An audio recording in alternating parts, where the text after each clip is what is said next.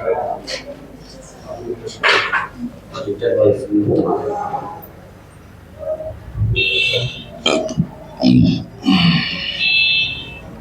देखिए, आज का टॉपिक शाहजहां है ना। पिछले क्लास में क्या पढ़े थे? जहांगीर। जहांगीर का कितना विवाह हुआ था? 20 विवाह। अंतिम विवाह किसके साथ? नूरजहां, है ना। नूरजहां के साथ किया था। चलिए एक बार नॉर्मली उसका देख लेते, कार्यक्रम मतलब कार्यकाल मुगल वंश का। आप लोग का टॉपिक जो चल रहा है वो चल रहा है मुगल वंश, ठीक है। मुगल वंश में सबसे पहला नाम किसका आता है? बाबर का। बाबर का अगर शासनकाल देखेंगे तो ये हो जाएगा 1526 से 1530।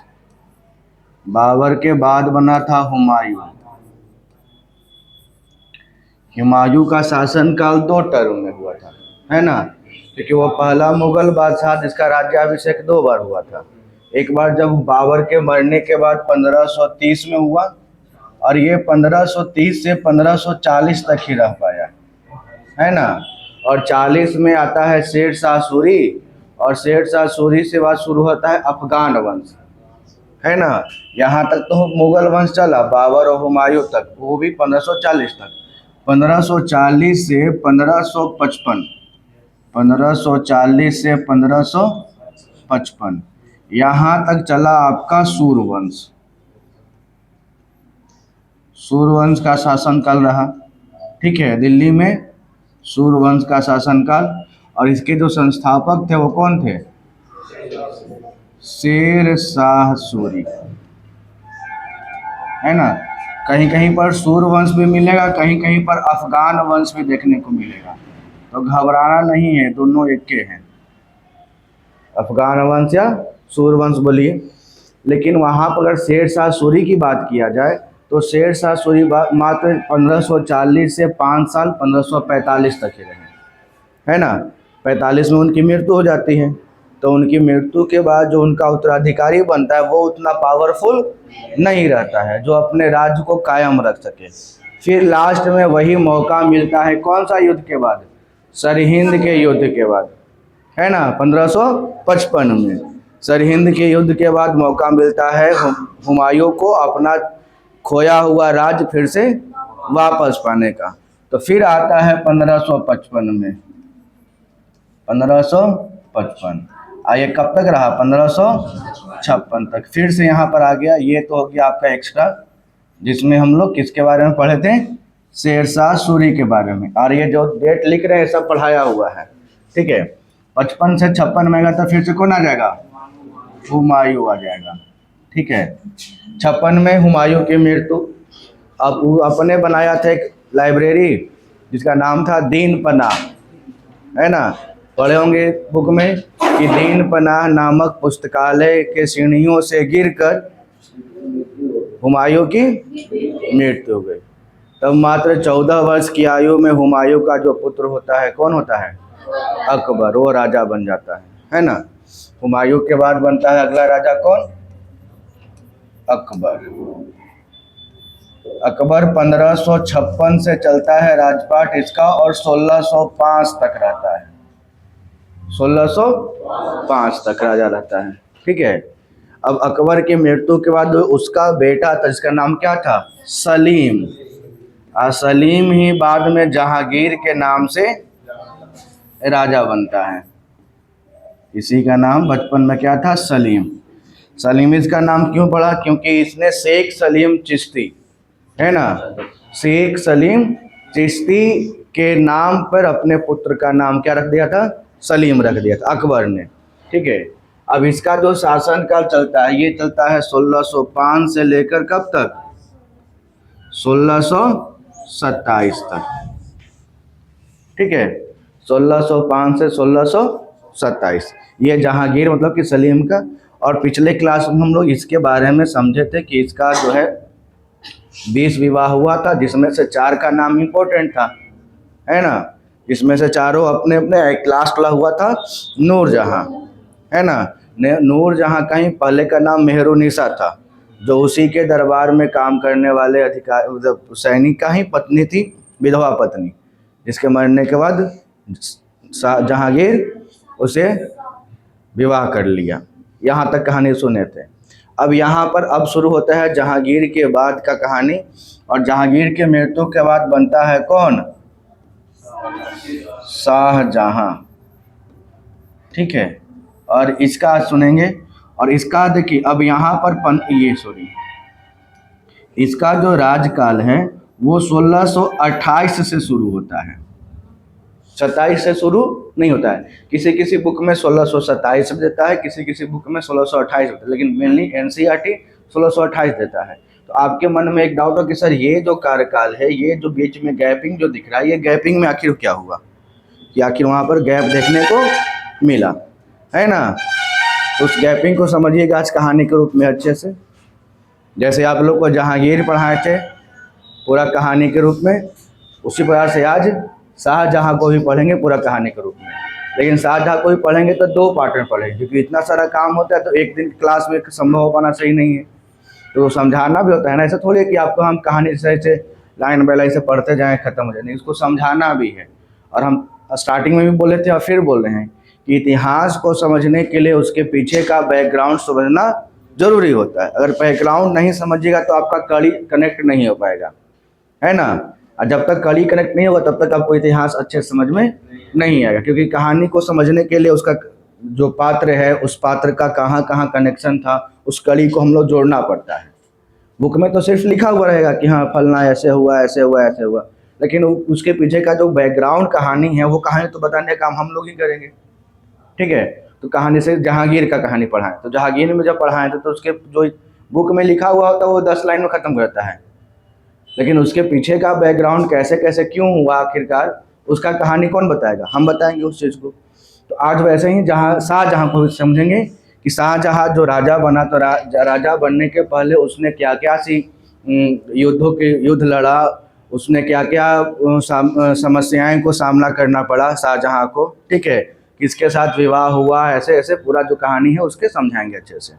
अब थोड़ा बहुत अगर पिछले क्लास के अगर क्लास पर गौर देंगे तो आप देखिएगा कि सबसे अंतिम विवाह करता है कौन? जहांगीर 1611 में, किसके साथ? नूरजहां के साथ। और जब अंतिम विवाह करता है जहांगीर नूरजहां से, तो उस समय सलीम बोले शाहजहां, जिसका बचपन का नाम क्या था? खुर्रम।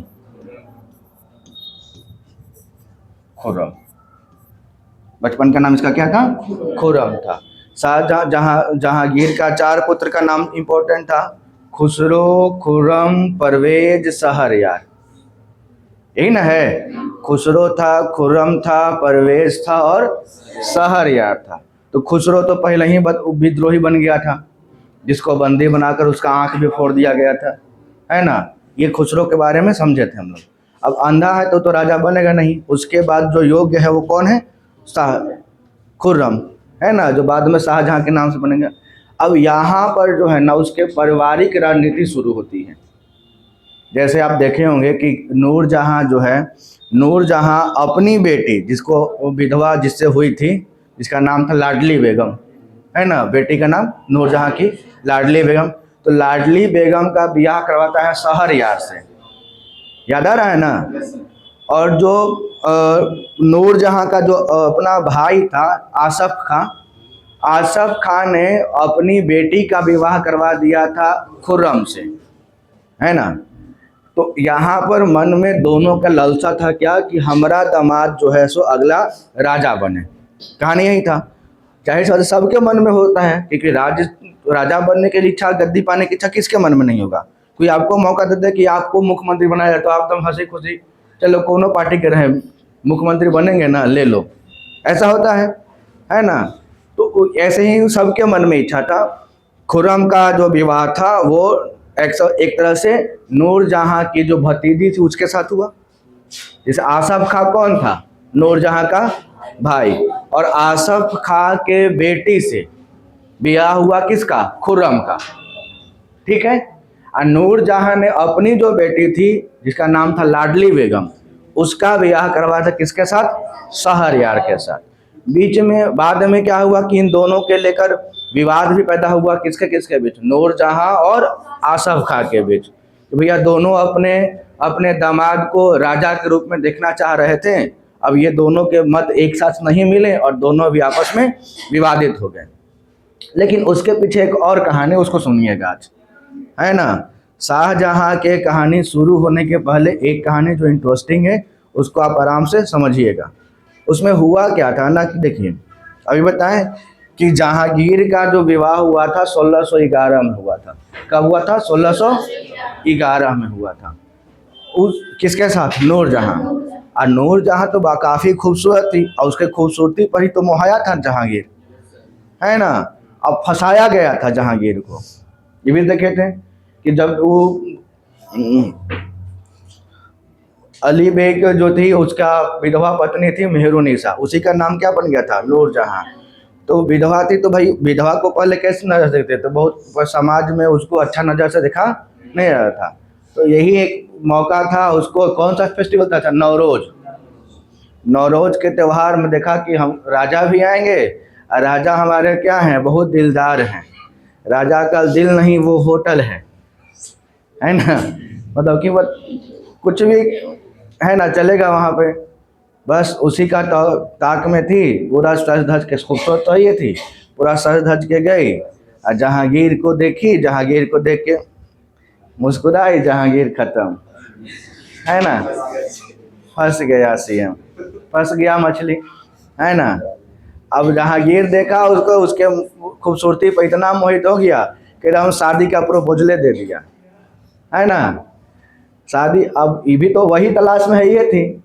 इसको तो क्या था कि मौका था कि कखनी का जहांगीर जो है सो कुछ उलूल जुलूल हरकत करे कि हम जो है सो बस जहांगीर को बांध लें। हुआ ऐसे भी। जहांगीर का विवाह हो गया किसके साथ? नूरजहां के साथ। तो नूरजहां जो थी ना, खूबसूरती तो था लेकिन उसके पास दिमाग भी था। देखिए क्या कि अगर हम जहांगीर को अपने बस में कर देते हैं पूरा पूरा, तो पूरा जो साम्राज्य है, इस पूरे साम्राज्य को हम अपने बस में कर लेंगे, ठीक है। अब बुढ़ौती में शादी किया थे, पता है सबको। 20वां विवाह हो रहा तो बुढ़ौती में ना होगा।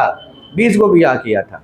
तो 20 को ब्याह किया था तो ऐसा थोड़ी है कि एकदम लगता है ये 2 महीना पर ब्याह कर रहा है, नहीं ना, ऐसे नहीं हो सकता है। अंतिम विवाह था।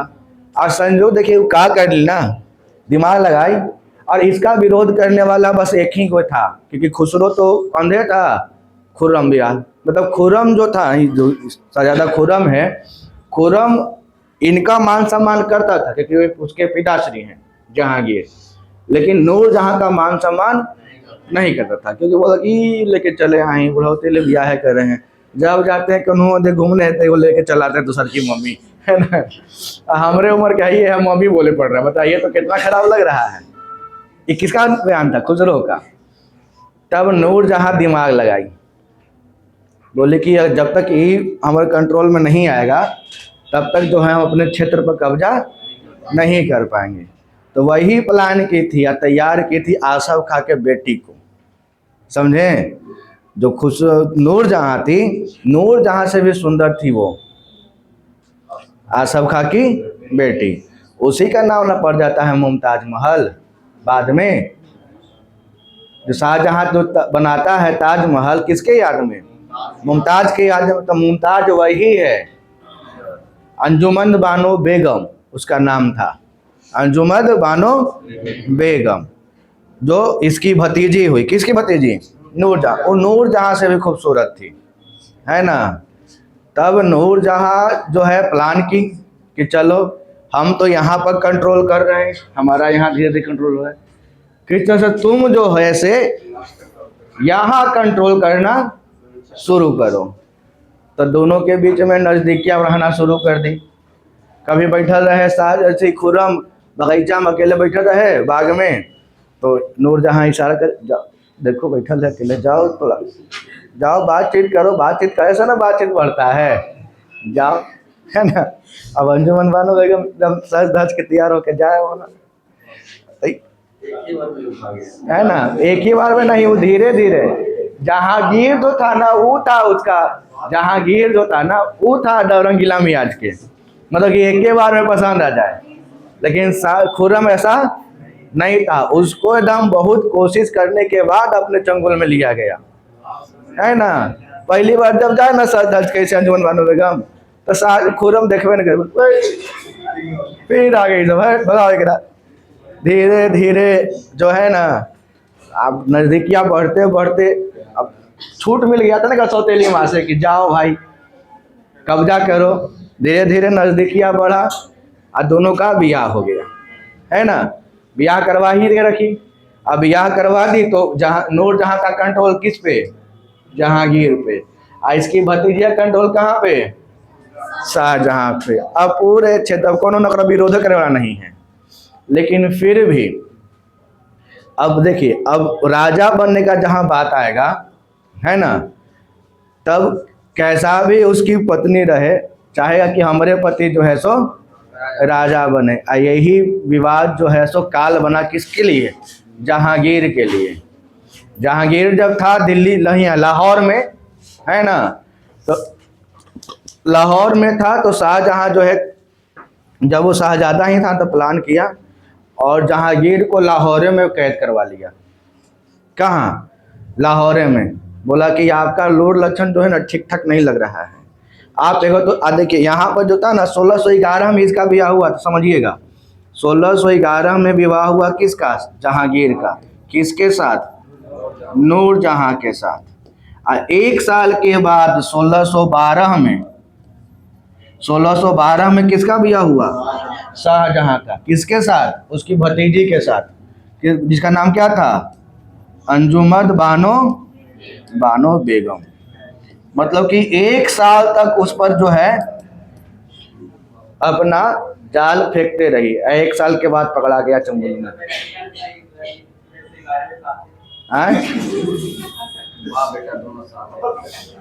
एक साल पहले का तो देख के साथ है ना बाप बेटा। अब यहाँ देखिए 1611 में एकरा ब्याह हो रहा है और 1612 में इसका ब्याह हो रहा है। तो अभी 12 में ब्याह हो गया तो भैया एक शहजादा की पत्नी न हो गई अंजुमन बानो बेगम। अब इसके अंदर भी ख्वाहिश रहेगा कि हमारो हस्बैंड जो है राजा बने। सबका ख्वाहिश होता है। उसी में ही क्या करने की धीरे धीरे इसके बहकावे में आके तो ब्याह कर ली, लेकिन अभी क्या की कि अपना फील्डिंग सेट करना शुरू कर दी।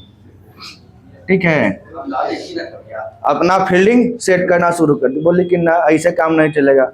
जहांगीर का कोई भरोसा नहीं ना था, इसका दिल नहीं था, ये होटल था, कोई हो आओ रहो कोई दिक्कत नहीं। होटल किसी का घर थोड़ी होता है, नहीं होटल खोल के रख लेता। बोला कि नहीं, बोला कि देखिए आपके पिताजी जो है ना एकदम रंगीला मियाज के हैं। अभी नूरजहां पसंद आया था, मत हुआ तब ब्याह कर लिए थे 1 साल पहले ही। कल के डेट में अगर और कोनो पसंद आ गया बुढ़ौती तक तो फिर ब्याह कर लेंगे और फिर जायदाद बांटे पड़ेगा हमने के, है ना। जितना संतान उतना ना बंटवारा होगा। बोला कि ऐसा नहीं, इनको कुछ दिमाग लगाइए। तो दिमाग लगा गए थे लाहौर। कौन? जहांगीर। लाहौर में कैद कर लिया। कौन? शाहजहां। बोला कि बुढ़ौती में आप लाहौर में रहिए, खत्म। अब वहीं पर इसकी मृत्यु हो गई थी। किसकी? जहांगीर की। तो ना इसका मकबरा बनाया गया है लाहौर में। लाहौर में किसका मकबरा था? एगो अनारकली। सबसे ज्यादा पसंद जहांगीर अपने करता था अनारकली का। वो तो संजोग बस उसके अकबर जो पिताजी थे वो भगवा दिए थे। तो फील्डिंग तो पहले ही तो सेट था बचपने से, है ना। तो अनारकली का मकबरा कहाँ? लाहौर। और जहांगीर का मकबरा कहाँ? लाहौर। जैसे ही वो लाहौर में है तो अब देखिए, अब यहाँ पर कहानी आता है क्या है कि जैसे ही जहांगीर की मृत्यु होती है, पिछले क्लास में जहांगीर की मृत्यु हो गई, ये तो सिर्फ बैकग्राउंड समझाए हम कैसे कैसे क्या हुआ। जहांगीर की मृत्यु होती तो उस समय शाहजहां दिल्ली में नहीं होता है। मेन कहाँ था उसका कंट्रोल? दिल्ली से नहीं कंट्रोल कर सको। जैसे आज के डेट में भारत का मेन सिटी कौन है जहाँ पर सब लोग रहे? तो दिल्ली में सब चीज़ है। दिल्ली से ही पूरे भारत को कंट्रोल। उस समय भी पूरे मुगल वंश का जो था, मुगल साम्राज्य का पूरा कंट्रोल कहाँ में होता था? दिल्ली में होता था सब चीज़। और दिल्ली से ही पूरे क्षेत्र में कंट्रोल करते थे। वो दिल्ली में था ही नहीं, दिल्ली में नहीं था। अब यहाँ पे एक मामला फंसता क्या है कि जब दिल्ली में नहीं था, लाहौर में था, तो जैसे ही जहांगीर की मृत्यु हो जाती है तो ये यहाँ पर पता चलता है और जैसे ही उसका दरबार जो था, इसके जो दरबारी थे वो भी नहीं चाहते थे ना कि यही राजा बने। उनको मौका मिल गया कि अभी शाहजहां नहीं है यहाँ, मतलब खुर्रम नहीं है, किसी और को राजा घोषित कर दिया जाए। ठीक है, तो शहरयार को नहीं, उस घोषित कर दिया किसको?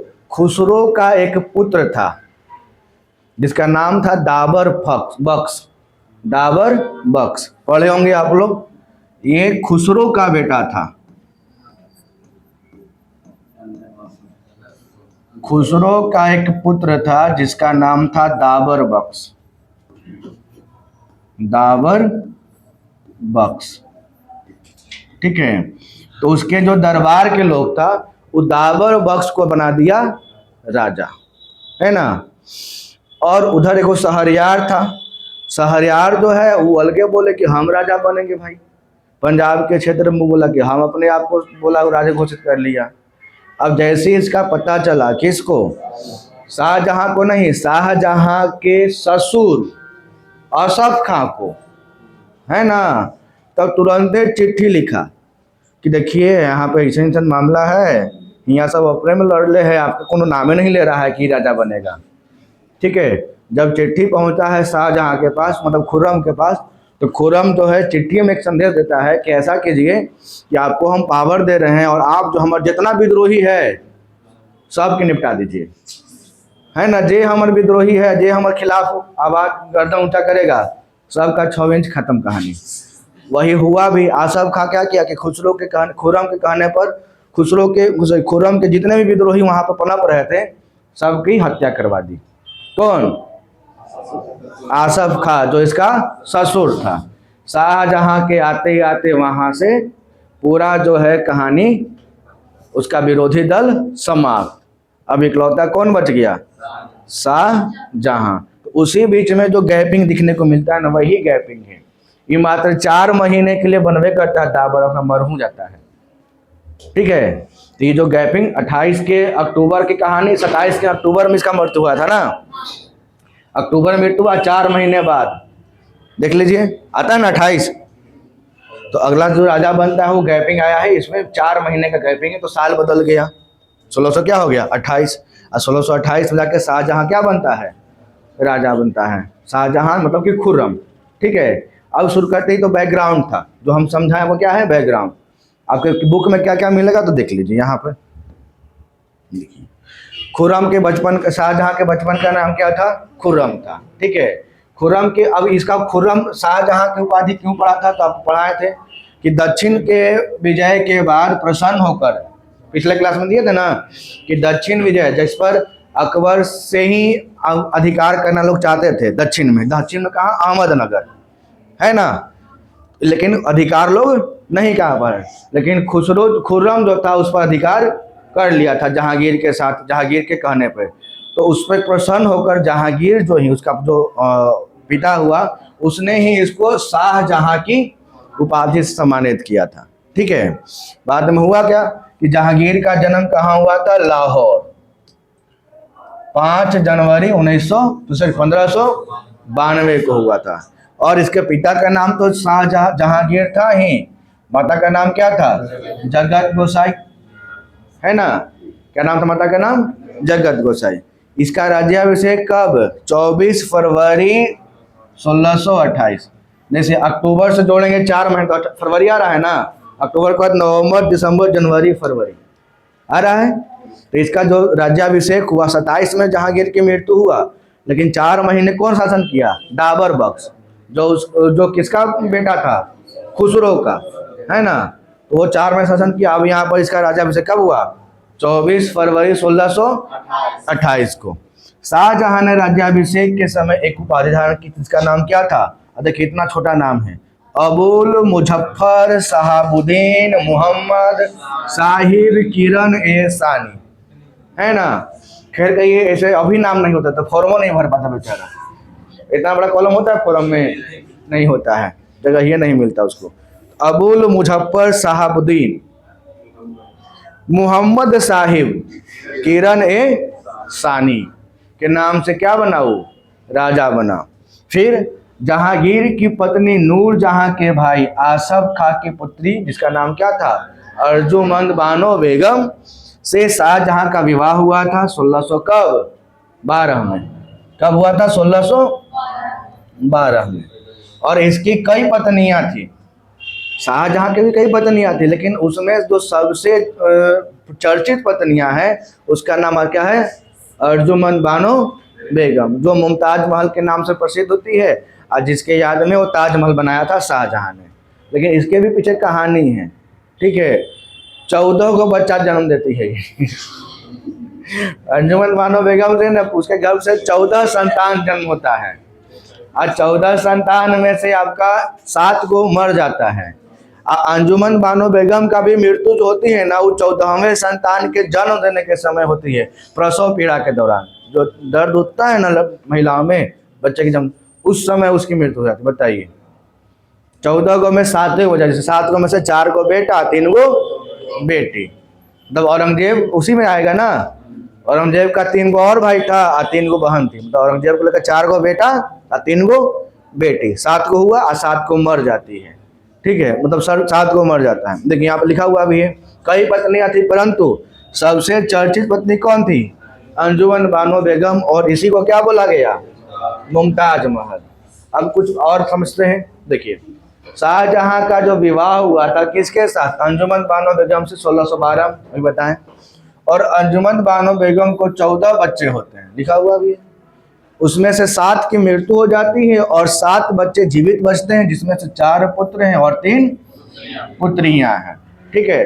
इनकी मृत्यु भी कब होती है? देखिए आप लिखा हुआ कि 14वें बच्चे को जन्म देने में प्रसव पीड़ा के दौरान अंजुमन बानो बेगम की मृत्यु हो जाती है। पूरा को क्रिकेट टीम खड़ा कर दिया था ना, 14 का ओकरा में प्लेयर 2 बार नहीं होता नहीं, पैर सब अपने है उसका, 2 को भाई फायरिंग करेगा, 11 को बैटिंग, और 1 रहेगा इंजर्ड में, घायल होगा तो हम आएंगे दौड़ के पानी वानी पिलाने के लिए। सब कब हो गई थी मृत्यु? 1631 में। और इसी मृत्यु के शोक में शाहजहां ताजमहल का निर्माण करवाता है ना। ये आपका ताजमहल है और ये आपका बाद में आता है, तो औरंगजेब राजा बनता है। इसी 4 को संतान, 7 को हुआ बचा हुआ, तो 7 को में 4 को बेटा है, 3 को बेटी है। तो बेटा का नाम दारा शिको, औरंगजेब, मुराद बख्श और शाह शुजा। अब बेटी का नाम जहां आरा, रोशन आरा, गोहन आना, ठीक है। लेकिन बाद में क्या होता है कि जो औरंगजेब था इस सारे भाई को मार कर राजा बन जाता है जितने भाई इसके हैं ना, तीनों को मार कर या क्या बनता है? राजा बनता है। कौन? औरंगजेब। यही औरंगजेब है, बहुत खूंखार यही था,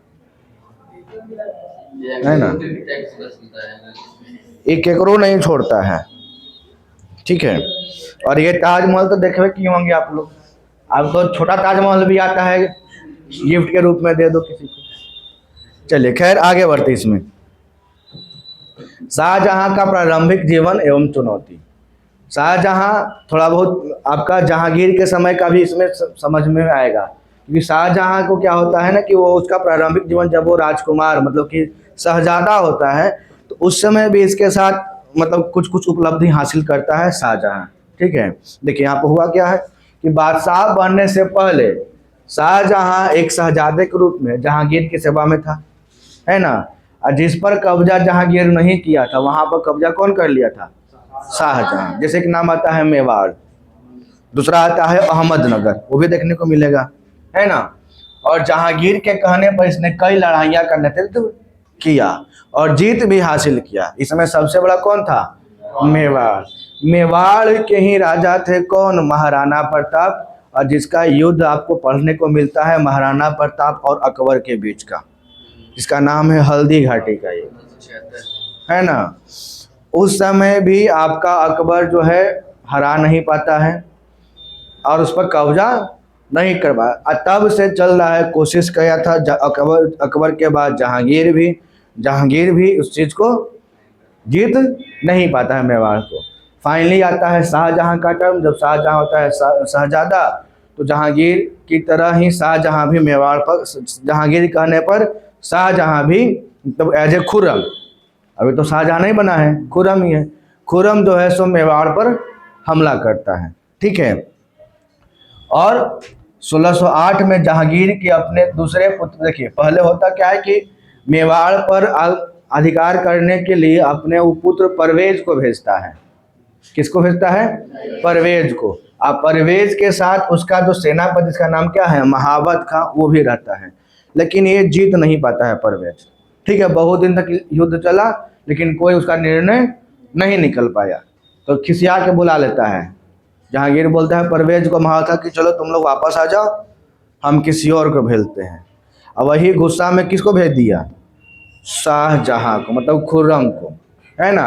अब खुर्रम जो था ना, वो स्टार्टिंग में एकदम निर्दयी था। वो कहा सब एकदम तबाह करना शुरू, फसल बर्बाद कर दिया, किसानों पर अत्याचार करना शुरू कर दिया, है ना। वहाँ के जो आम, जिसका लड़ाई तो राजा से था, लड़ता राजा से, उसके सैनिकों से, लेकिन वहाँ की प्रजाओं को तकलीफ देना ये शुरू कर दिया, फसलों को बर्बाद करना शुरू कर दिया, ठीक है। और बहुत जाके कत्लेआम मचा दिया, अंदर में नहीं बाहर में, प्रजा को कत्लेआम, मेवाड़ की प्रजा को, है ना। इसके परिणाम स्वरूप हुआ क्या कि अमर सिंह जो वहाँ के शासक थे, मेवाड़ के जो राजा कौन थे? अमर सिंह। उन्होंने ऐसा क्या किया कि वो जब देखे कि अब हमारे पास कोई रास्ता नहीं, अगर हम रहेंगे यहाँ पे तो हमसे लड़ ही नहीं रहा है, हमारे प्रजा के ही मार के धोले हैं, ठीक है। जबकि प्रजा की इसमें क्या दोष है? जैसे किसी भी राज्य की जो प्रजा, उसको क्या दोष है? वो तो किसी का भी शासन ग्रहण करता है, चाहे आप रहिए, चाहे गद्दी पर हम रहे, चाहे मुन्ना, नियम सेम रहेगा, वही वाला हाल है। चाहे औरंगजेब रहे, चाहे खुर्रम रहे, चाहे कौन नाम था इसका, अमर सिंह। प्रजा की क्या मतलब है? अब यहाँ पर हुआ भी क्या कि जब उनके पास कोई रास्ता नहीं बचता है अमर सिंह के पास, तो बीच का रास्ता निकालते हैं कि चलो हम लोग संधि कर लेते हैं, है ना, समझौता कर लेंगे, इस युद्ध को ख़त्म करो। समझौता में हम आपकी जो है अधीनता स्वीकार करते हैं, लेकिन हमारी भी कुछ शर्तें थी। अमर सिंह बोल दे कि ठीक है, हम समझौता के लिए रेडी हैं, हमारा कुछ शर्त है, आप उसको मान लीजिए और हम लोग समझौता कर लेते हैं। तो क्या क्या शर्त रखे? 5 गो शर्त रखे अमर सिंह। ये पिछले क्लास में भी था पढ़ने के लिए। 5 गो शर्त रखे। बोल देखिए 1615 में संधि हो गई, किसके किसके साथ? अमर सिंह और जहांगीर के साथ, ठीक है। लेकिन अमर सिंह ने क्या बोले? 5 को संधि रखे। बोले कि 5 पॉइंट रखे, उसी मुद्दे पर हम जो है सो आपके साथ संधि कर सकते हैं, अन्यथा संधि नहीं करेंगे। तो पहला मुद्दा क्या था इनका कि राणा ने, मतलब राणा मतलब कौन? अमर सिंह। अमर सिंह ने सम्राट जहांगीर की अधीनता स्वीकार कर ली। बोले कि हम आपका अधीनता स्वीकार करते हैं, कोई इसमें डाउट नहीं रहेगा। और क्या बोले? सम्राट मतलब कि जहांगीर ने अमर सिंह को चित्तौड़ समेत सारा प्रदेश लौटा दिया। जब अधीनता ही स्वीकार कर लिए तो चित्तौड़ के साथ साथ जो है सारा प्रदेश अमर सिंह को वापस कर दिया, जो अकबर के समय में मुगल उस पर कब्जा कर लिया था, है ना। वो पूरा कब्जा वाला क्षेत्र जो पहले मेवाड़ के था अमर सिंह का, वो अमर सिंह को लौटा दी। ठीक है, आप हमारे अधीनता स्वीकार कीजिए, हम आपका जितना भी राजपाट है वो आपको सौंप दे रहे हैं। तीसरा पॉइंट क्या दिया गया कि चित्तौड़ की मरम्मत करना निषेध कर दिया। मतलब चित्तौड़ जो था तहस नहस, उसको ऐसा ही रहे, बोला कि इसको अब मरम्मत नहीं की, ताकि हम बाद में दिखाएं कि देखो हम कितना बर्बाद किए थे। ठीक है। चौथा पॉइंट, राणा मतलब अमर सिंह को सम्राट के दरबार में उपस्थित होने के लिए बाध्य नहीं किया जाएगा। ये पॉइंट क्या था? जैसे वो अपने आप को स्वतंत्र बोलेगा कि ऐसा ना हो कि जहांगीर रहे और जब मन करे तब अमर सिंह आइए दरबार में हाजिर लगाइए, आपका जरूरत है, वैसे नहीं कर सकते हैं। अमर सिंह के जब मौका चाहेंगे मिलना तभी अमर सिंह मिलेंगे। ऐसे जहांगीर के कहने पर अमर सिंह जो है अपने जब मन तब बल बुलावे पर वहाँ हाजिरी नहीं लगाएंगे। पर चौथा पॉइंट। अब पांचवा पॉइंट क्या था इसमें कि अन्य राजपूतों की समान राणा से मतलब कि अमर सिंह से वैवाहिक संबंध स्थापित करने के लिए बाध्य नहीं। जैसे अकबर के समय में क्या था कि राजपूतों के बेटियों से विवाह करके वो वैवाहिक संबंध बनाता था और अपना क्षेत्र विस्तार करता, वैसा यहाँ पर वो बंद था। बोले कि आप हमारे साथ वैवाहिक संबंध स्थापित करने के लिए हमको बाध्य नहीं कर सकते हैं, है ना। तो ये पॉइंट था जिसको ये क्या था जहांगीर माना, है ना, और उनके साथ संधि बरकरार रखा। बाद में क्या होता है देखिए, अब मेवाड़ को अपने अधिकार में तो कर लिया, कौन कर लिया? शाहजहां।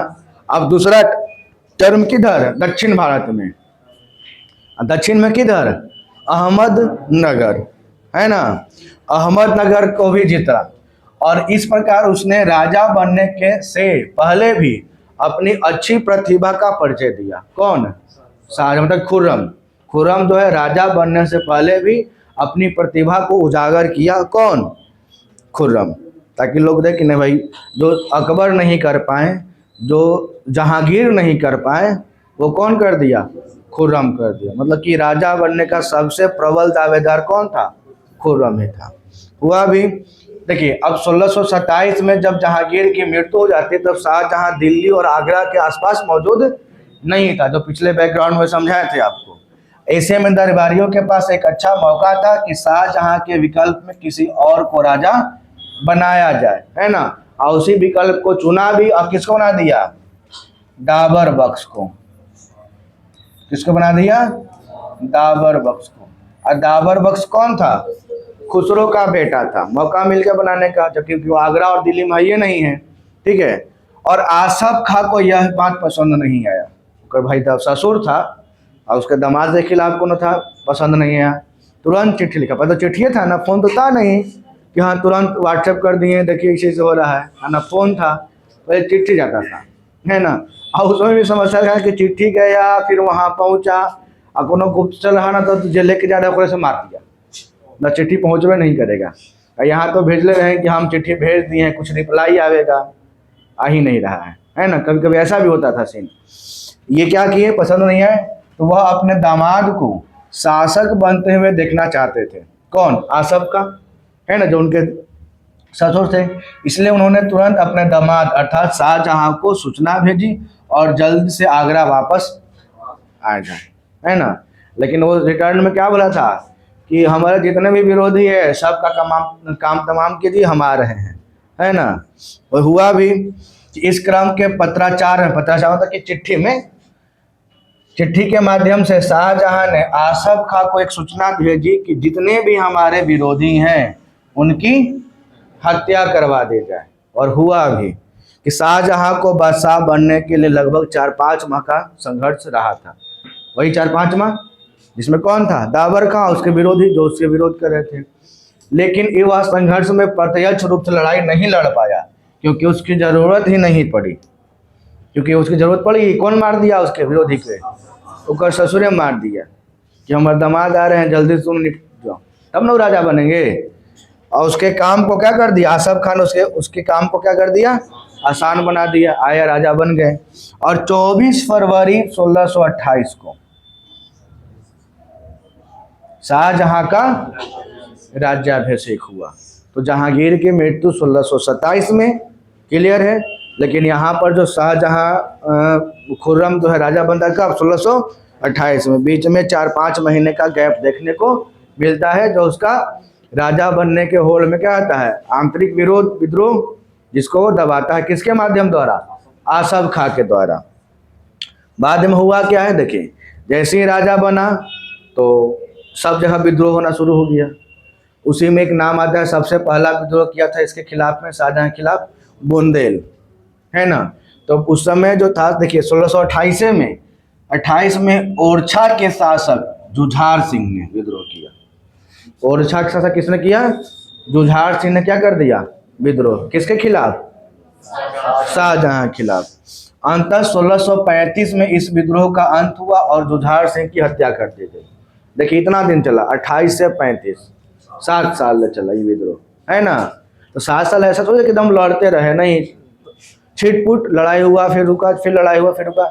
ऐसे अंतिम जो फाइनल जो जीत हुआ कब? 1635 में, जब जुझार सिंह की हत्या कर दी गई, ठीक है। उसके बाद देखिए 28 में एक और होता है, खान जहां लोदी। खान जहां लोदी ये एक अफगान सरदार था, है ना। तो ये क्या था कि दक्षिण भारत में खान जहां लोदी एक अफगान सरदार था, जो मुगलों के ही अधीन था। शाहजहां के समय वह विद्रोह घोषित करते हुए अहमदनगर चले जाता है और खुद को स्वतंत्र घोषित कर देता है। जिस अहमदनगर पर शाहजहां कब्जा करता है दक्षिण में, बाद में वहाँ के जो शासक बनता है कौन? खान जहां लोदी। वो बोलता है कि अपने आप को क्या कर लिया? स्वतंत्र घोषित। बोला कि हम जो है सो शाहजहां के अंडर में काम नहीं करेंगे, हम स्वतंत्र हैं। इस बात से दुखी होकर शाहजहां अब भागते चलता है, पीछा करवाता है और कई युद्ध लड़ने के बाद 1631 में क्या हो, इसको मृत्युदंड दे दिया। ये चला 3 साल, है ना। 28 में राजा बनता है, 28 में देखना पड़ता है। पहला मेवाड़ और दूसरा कौन सा, खान, पहला बुंदेलखंड और दूसरा खानजहां, मतलब कि अहमदनगर, है ना। बुंदेलखंड के जो राजा थे वो उनका नाम क्या था, जुझार सिंह, और अहमदनगर का जो था खानजहां लोधी। क्लियर हुआ यहाँ तक। ये 7 साल चला है, कितना साल, 3 साल। अब तो कंट्रोल किया, उसके बाद देखते हैं और भी कंट्रोल करता है पुर्तगालियों का, और अंतिम आता है सिंह संप्रदाय का, जो उसमें गुरु थे गुरु हरगोविंद, है ना, छठे गुरु। 5वें गुरु कौन, गुरु अर्जुन देव। गुरु अर्जुन देव की हत्या करता है कौन, जहांगीर, अपने बड़का बेटवा खुसरो के सहायता के कारण। आइए समझते हैं पुर्तगाली। पुर्तगाली कहानी क्या है, 1632 में जब शाहजहां शासक बनता है तो दूसरे हिस्से में उस समय तक पुर्तगाली लोग भी अपना बिजनेस करना शुरू कर दिए थे। क्योंकि हम समझाया क्या था कि इतिहास में कोई एक घटना नहीं होता है ना, बहुत सारी घटनाएं होती, इसको समझना पड़ता है।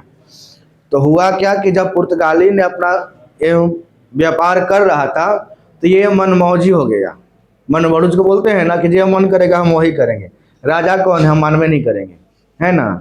और वही हाल किया, पुर्तगाली भी तेज बन रहा था। ये सब हुआ क्या, पुर्तगाली जो भारत में व्यापारिक कंपनी के रूप में आए थे, वे शाहजहां के समय उद्दंडता शुरू कर देते हैं, मतलब मनबढ़ू हो जाता है। और क्या करता है कि जैसे कई क्षेत्रों में मुगल सैनिकों को भगाना पड़ता को भगा देता है, खुद से ही कर वसूलता है। जो मुगल सैनिक थे भगा दिया उसको खदेड़ के, खुद से अपना टैक्स वसूल रहा है, व्यापार भी कर रहा है, और वहाँ के लोग से, व्यापारी से टैक्स भी वसूल रहा है, और कर को बचाता है। जो राजा को टैक्स देना होता था व्यापार के रूप में, वो टैक्स देता नहीं है, बचा लेता है उसको, टैक्स को।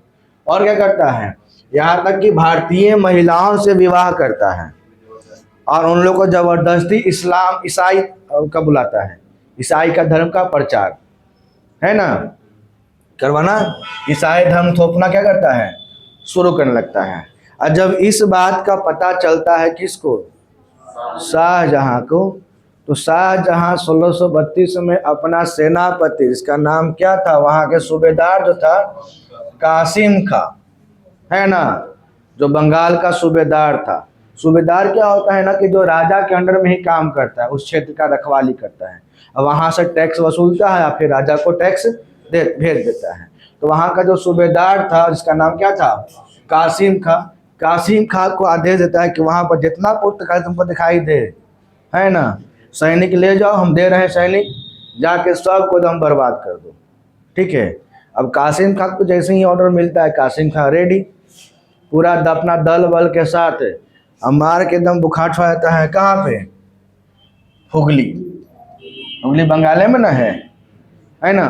तो हुगली के पुर्तगालियों को एकदम मारना, तहस नहस करना शुरू। वो सब चिल्लाते चिल्लाते बाद क्या होता है, वो सब माफ़ी मांगना शुरू करता है कि माफ़ कर दीजिए राजा जी, हमसे गलती हो गया।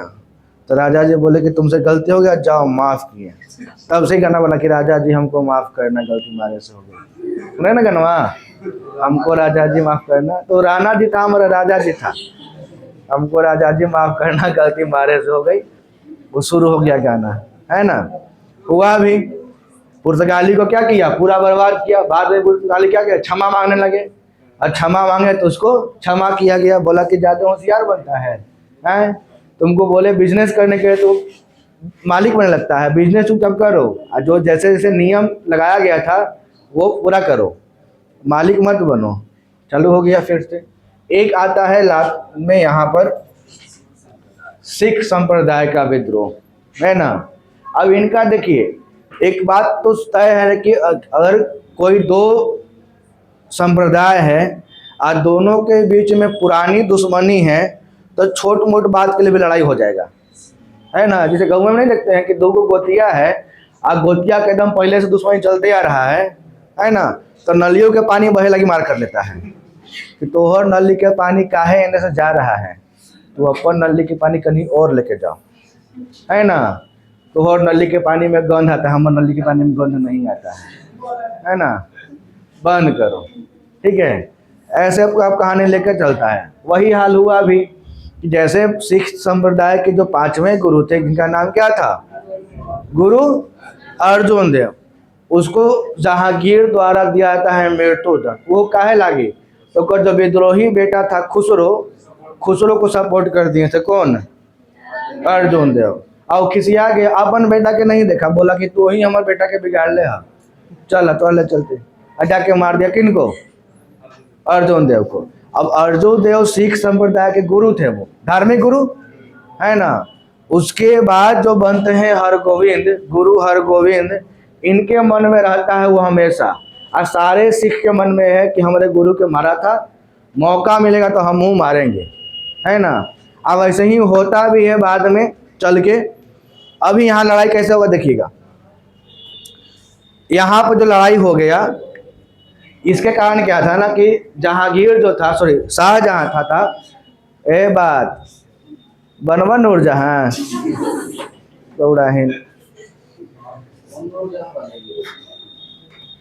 रुकैया बेगम बना देंगे हम, मारते मारते बता दे रहे हैं, आराम से सुनो कहानी। हुआ क्या था ना, देखिए यहाँ पे हुआ क्या कि शाहजहां गया एक शिकार करने, ठीक है। और शिकार करने के लिए राजा महाराजा पहले पोष करता था बाज, है ना, देखे बहुत सारे मूवी में कि हाथ पे से बाज बैठोले है ना। बाज को इस पोसा हुआ बाज था, इशारा देता था तो शिकारी को खेत के सामने लाता था। जैसे शिकारी छुपा हुआ है तो बाज की नज़र तेज होता है, खरहा खरगोश सब छुपा हुआ रहता था ना, तो बाज की नज़र देख लेता था और उसको दौड़ा के और लेके आता था किसके सामने, राजा के सामने, राजा उसका शिकार करता था धनुष से, ठीक है। तो बाज रख लेता। अभी कहा क्या ना कि बजवा उड़ाया ना, तो बजवा उड़ के पहुंच गया कहाँ, इनके पास, हरगोविंद के पास। तो बजवा उड़ाया तो बजवा उड़ते उड़ते गया, चल गया सिख हरगोविंद के पास। अब हरगोविंद के मन में तो था ही कि हमरे ओकरा मारा है।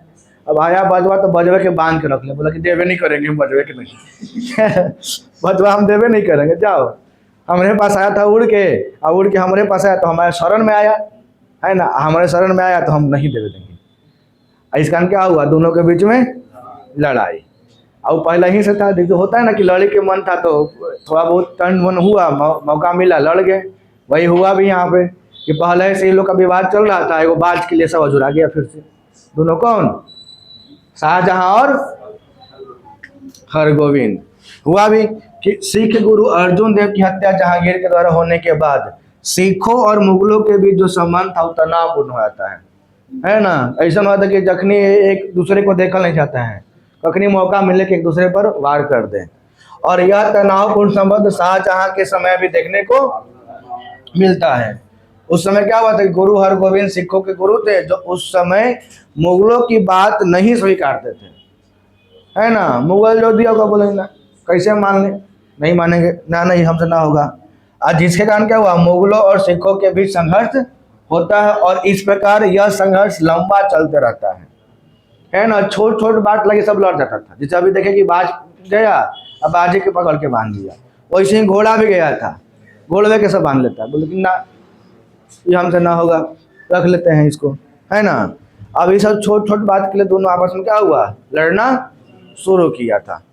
आखिर बाद में होता क्या कि कुछ ऐसे क्षेत्र रहे जहां पर शाहजहां को प्रारंभिक विद्रोह का सामना करना पड़ता है ना।